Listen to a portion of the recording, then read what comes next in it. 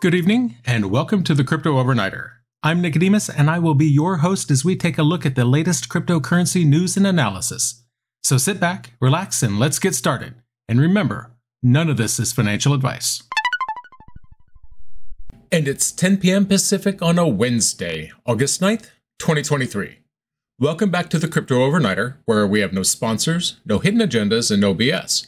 But we do have the news, so let's get to that. Tonight, we're looking deep into the Federal Reserve's intensified crypto oversight. We'll explore Binance's expansion into El Salvador and continue our examination of PayPal's latest crypto endeavor. Additionally, we will shed light on the intriguing legal tussle involving Sam Bankman-Fried, examine the regulatory scrutiny faced by Worldcoin in Bavaria, and celebrate Blockchain.com's triumphant regulatory milestone in Singapore. Ready to embark on this journey? Let's dive in. The U.S. Federal Reserve initiated a new program to oversee banks' involvement with cryptocurrency. This move, announced on Tuesday, does not introduce new regulations for crypto banking. Instead, it outlines the central bank's approach to its oversight. All dealings with the cryptocurrency sector will now fall under the, quote, Novel Activities Supervision Program. Under this program, the Federal Reserve's specialized experts in digital assets will collaborate with the regulator's regular supervisors. Furthermore, the Federal Reserve has provided a detailed explanation regarding banks' engagement with stablecoins. Any institution that deals with dollar tokens to facilitate payments must first prove to the supervisors that they can handle it safely and soundly. This requires formal approval from the Federal Reserve. I expect obtaining this permission will be challenging. Each bank will have to show that it can manage the risks of its activities. The Federal Reserve will be on the lookout for potential vulnerabilities such as money laundering, customer runs, and cyber threats. The central bank's announcements aim to reinforce the crypto guidance it released earlier in January. These statements are timely, especially considering recent news like PayPal's announcement about the launching of its own stablecoin. And we'll get to PayPal later on in the show. U.S. banking regulators have consistently communicated their intent to maintain a significant barrier between the traditional banking system and the crypto sector. However, they emphasize that banks are free to continue their experiments, provided they remain under close supervision. The new Novel Activities Program will notify each bank when its digital assets exposure is set for review. The intensity of supervision will be based on each bank's engagement level in novel activities. In light of these developments, it is evident that the U.S. Federal Reserve is taking a cautious yet open approach to the rapidly evolving world of crypto. While innovation in the financial sector is welcome, it's clear that the central bank prioritizes the safety and soundness of the banking system over that of protecting the investor and fostering innovation. To me, this seems more like another move to curtail the growth and adoption of digital currencies. However, it is essential to understand that as cryptocurrency becomes more mainstream, regulatory bodies will step in to ensure the broader financial system remains stable. The challenge lies in striking the right balance between innovation and security. And while I'm not sure that Chair Powell is up to that challenge, the Federal Reserve's actions underline the importance of this balance, especially in a world where digital currencies are becoming increasingly intertwined with traditional banking. While the Federal Reserve steps up to its oversight, Binance is making strategic moves in Latin America. If you're finding our analysis insightful, don't forget to hit that subscribe button and turn on notifications. Binance secured 2 significant licenses in El Salvador. In doing so, it marks its position as the first fully licensed cryptocurrency exchange in the nation. These licenses are the Bitcoin Services Provider license granted by the Central Reserve Bank of El Salvador and the first non-provisional Digital Asset Service Provider license by the National Digital Assets Commission of El Salvador. Hodling these 2 licenses empowers Binance to introduce specialized products and services tailored to the Salvadorian market. Previously, Binance operated in El Salvador through an offshore exchange. With these new licenses, the company can broaden its offerings in the country. Daniel Acosta is Binance's general manager for Colombia, Central America, and the Caribbean. He emphasized the license's significance. They not only allow Binance to enhance its services, but also present an opportunity to work closely with the Salvadoran government, promoting cryptocurrency adoption, fostering financial inclusion, and ensuring customer protection. El Salvador's stance on cryptocurrency has been notably positive. In 2021, the country made headlines by becoming the first nation globally to recognize Bitcoin as legal tender. Furthermore, El Salvador introduced a law earlier this year addressing the issuance of digital assets other than Bitcoin. This legislation provides a clear regulatory framework for tokenized securities, altcoins, and businesses keen on transacting or offering services centered on digital assets other than Bitcoin. With these licenses in El Salvador, Binance's global footprint continues to grow. The exchange boasts regulatory approvals and registrations in 18 international markets, including prominent regions like France, Italy, Spain, Sweden, and Dubai. Now, to be clear, their registration in France is in jeopardy, as the world's largest exchange by volume stands accused of what they considered aggressive money laundering. Their issues with France aside, this achievement sets Binance apart, as it claims to have more regulatory approvals than any other cryptocurrency exchange. While Binance's expansion in El Salvador is a testament to the country's progressive approach to cryptocurrency, it also highlights the broader shift in global sentiment towards digital assets. As central banks and governments grapple with the rise of decentralized finance, the crypto community remains steadfast in its commitment to financial freedom, privacy, and innovation. Binance's success in El Salvador serves as a beacon for other exchanges and crypto businesses, signaling that with the right approach and collaboration, it is possible to navigate the complex regulatory landscape and achieve meaningful progress. As Binance solidifies its foothold in El Salvador, another major player, PayPal, is making waves with its new offering. Enjoying these deep dives? Leave us a review and share the episode with your friends. PayPal unveiled its new stablecoin, potentially accelerating crypto adoption, but also challenging core principles of decentralization. This move is seen as a positive sign in the crypto sector, especially amidst regulatory uncertainties. The PYUSD stablecoin, backed by PayPal, could drive the widespread adoption of digital currencies. Jane Ma is a co-founder at ZK Lend. She believes that PayPal's reputation for transparency and regulatory navigation gives PYUSD a credibility edge. However, being part of a significant U.S. financial organization means PYUSD will have centralized administrative functions. This could reduce the market share for decentralized stablecoins. Because destabilized central coins, although more in line with crypto's decentralized ethos, haven't gained as much popularity as centralized stablecoins like Tether or Circle's USDC. With PayPal's entry, competition among centralized exchanges is expected to heat up. Guy Young is the CEO of Athena Labs. He points out that PYUSD operates on centralized rails with the ability to freeze funds. Rich Ryans is a contributor to CoreDAO. He emphasizes that while PYUSD does not represent true decentralization, its potential to onboard individuals to blockchain technology is significant, given PayPal's vast user base.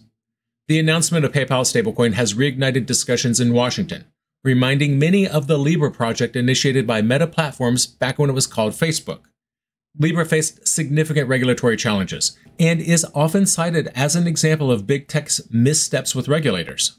PayPal's PYUSD comes at a time when the U.S. Congress is closer than ever to establishing stablecoin regulations. Representative Patrick McHenry sees PayPal's stablecoin as a reason to expedite the legislative process, although challenges are anticipated in the Senate.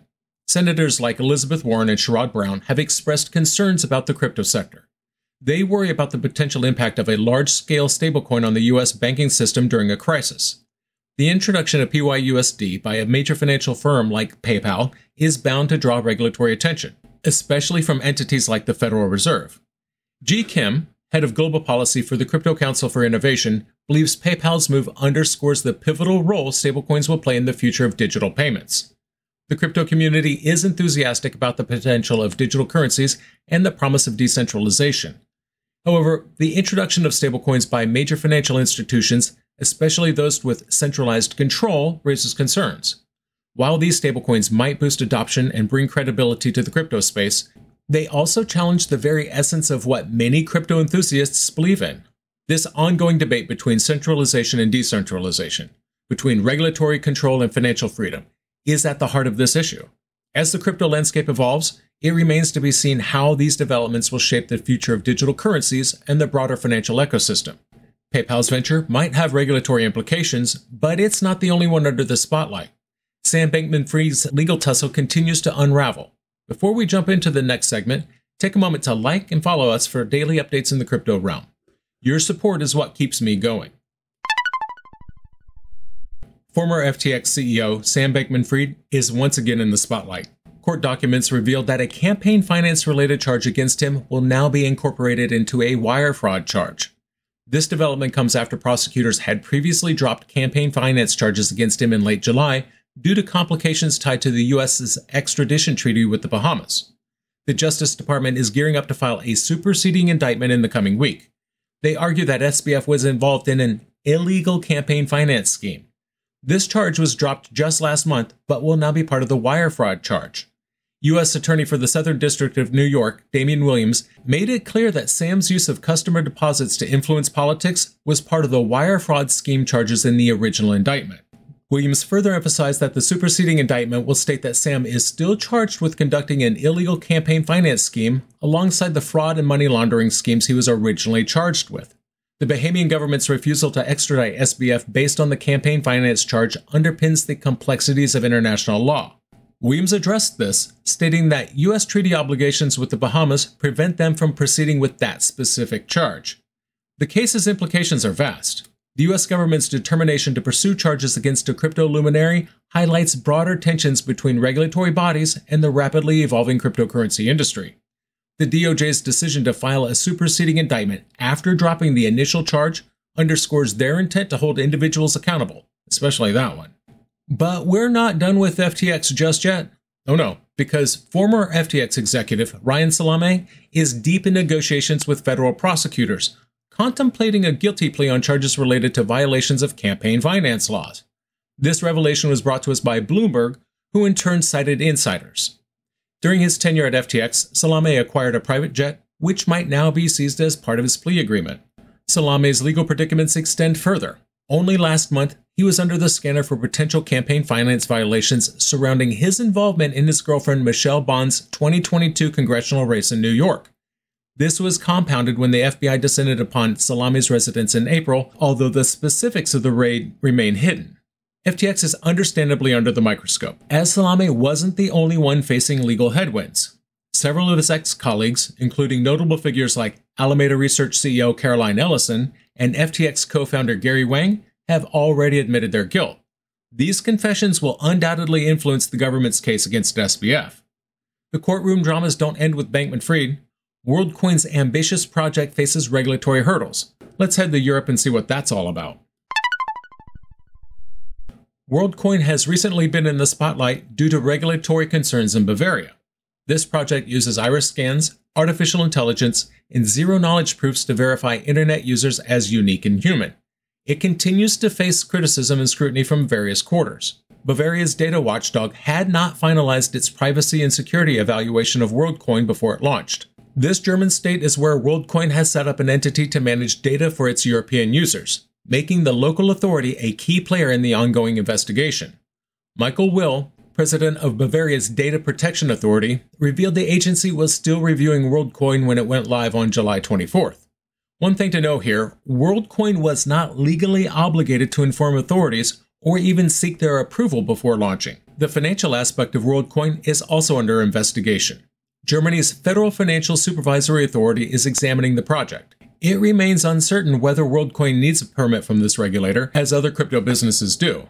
Before its official launch, Worldcoin had already stirred controversy. The main criticisms revolve around potential privacy issues, alleged manipulation of individuals in developing countries, and the fact that a private company is setting up a global identification infrastructure. Usually that's something governments do. The Bavarian Data Protection Authority's engagement with Worldcoin began back in November of 2017. This is when its French counterpart sought details on whether Worldcoin had a Bavarian entity acting as the data controller. Worldcoin replied to this information request in March and also provided a privacy impact assessment. This assessment is a requirement for firms that handle sensitive data, like biometric details. Based on this data, the Bavarian DPA felt the local Worldcoin entity met standards, but they still had further reservations. Bavarian, French, and British authorities have announced their investigations into Worldcoin. Moreover, Kenyan authorities have halted Worldcoin operations due to concerns about privacy, security, and financial regulations. European data authorities are currently probing Worldcoin's data flows, the protection of personal data, and the transparency surrounding user consent.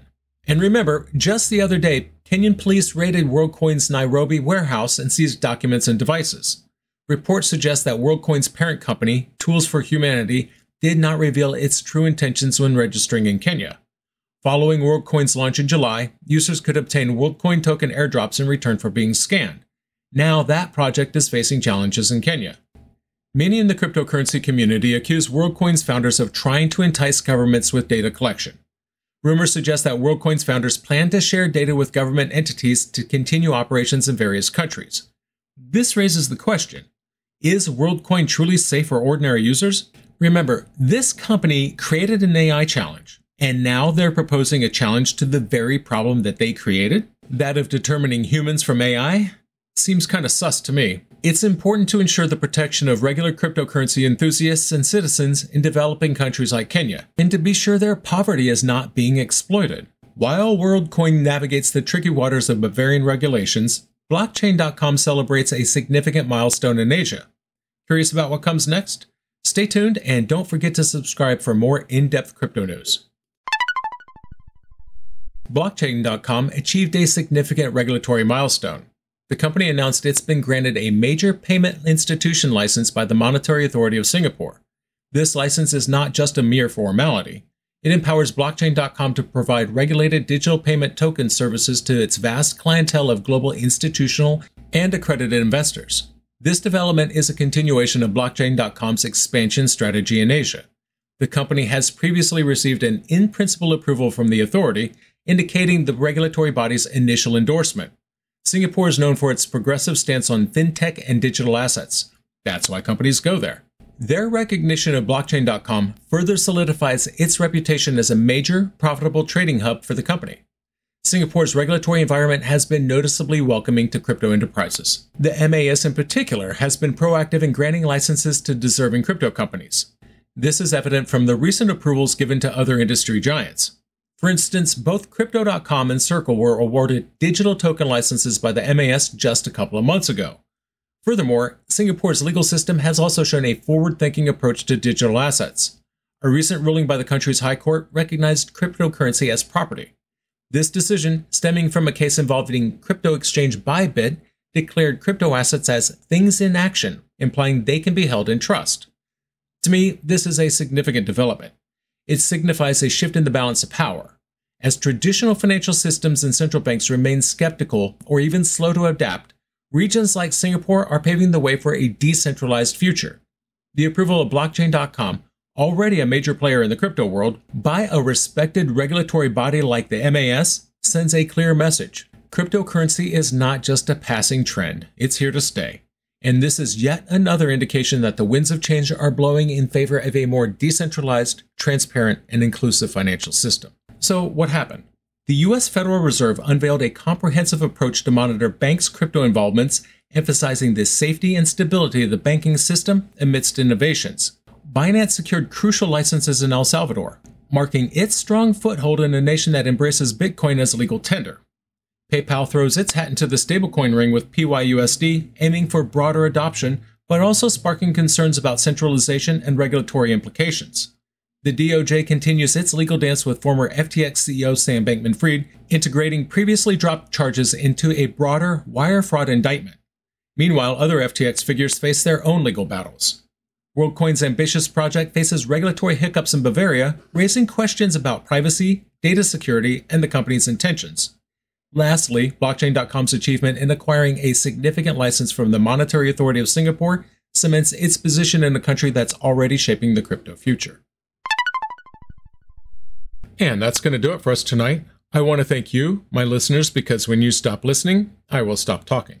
If you enjoyed tonight's show, then please like, follow, subscribe, leave a rating or maybe a review. And in the meantime, we'll see you tomorrow night.